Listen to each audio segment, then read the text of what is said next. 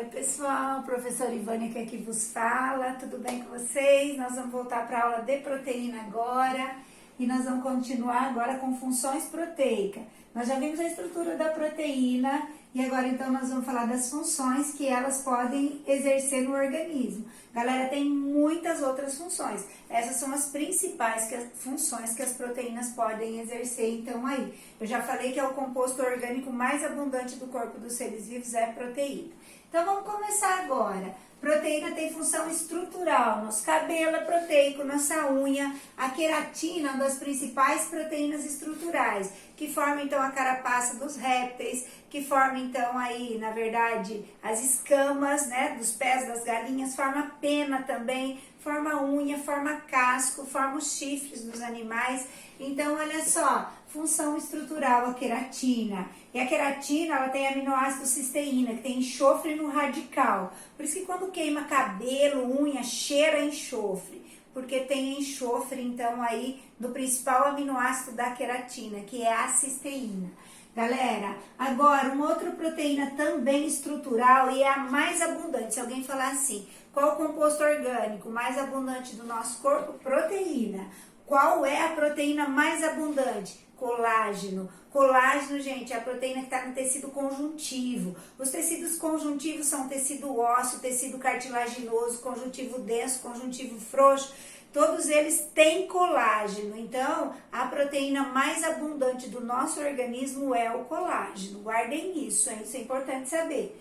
Agora, outra função, então, além de estrutural. Galera, a gente tem proteínas que formam estrutura na membrana, esqueci de falar. Na membrana da célula, a membrana é lipoproteica. Igual a gente viu lá atrás os lipídios, então tem lipídio na membrana, tem proteína na membrana plasmática da célula. Todas as organelas membranosas têm proteína na organela também, ali na membrana dessa organela, como complexo de Golgi, retículo endoplasmático. Outra função proteica é o transporte de gases. A hemoglobina é uma proteína formada, a gente já viu, 4 cadeias de aminoácido, tem um átomo de ferro. Se faltar hemoglobina, a pessoa tem anemia, então aí tem N fatores que levam à anemia. Tem falta de ferro, tem falta de cobalto, tem falta de vitamina B12, tudo isso pode levar então à anemia. Então a hemoglobina é uma proteína que carrega gases no sangue, principalmente o oxigênio. Nós vamos aprender mais pra frente que o gás carbônico, uma grande parte, a maior parte dele é carregado pelo plasma na forma de bicarbonato. Então, mas o oxigênio é principalmente carregado pela hemoglobina. Galera, uma outra função também que nós vamos ter então aí, que é a função de contração muscular. Dentro da célula muscular existem proteínas chamadas de actina e miosina. A actina é a proteína de fora e a miosina, galera, é a proteína do meio.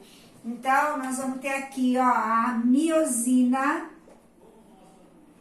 Aí, então, nós vamos ter a actina deslizando sobre a miosina, mais ou menos isso aqui, ó. Se o pincel fosse a miosina, os meus dedos a actina, isso aqui vai contrair, encolher e vai subir. E aí, então, o músculo vai encurtar, né? Então, dá uma olhada aqui, ó, pra professora, ó. Aqui o meu músculo subiu e encurtou, ó, como eu tô fortona, galera.